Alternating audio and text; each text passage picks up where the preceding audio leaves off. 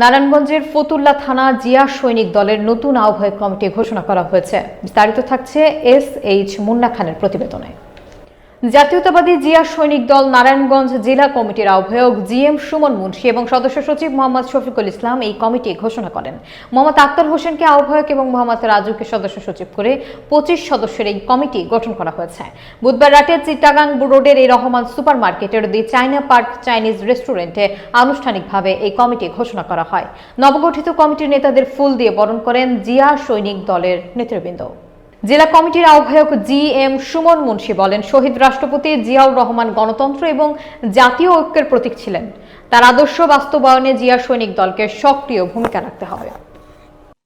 কমিটির মধ্যে আছেন, তাদের কাছে আমার বিনীত অনুরোধ থাকবে যে আপনারা যদি সঠিকভাবে কাজ না করেন, নেতৃবৃন্দ যদি কাজ না করে, তাহলে নেতার কিন্তু মূল্যায়ন হবে না।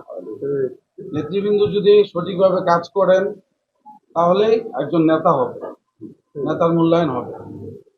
আমাদের চেষ্টা থাকবে তারুণ্যের অহংকার তারেক জিয়ার হাতকে শক্তিশালী করে দেশ গড়ার লক্ষ্যে যেন উনি সুন্দরভাবে সঠিকভাবে এগিয়ে যেতে পারে, আমাদের তার প্রতি আমাদের সাপোর্ট থাকবে।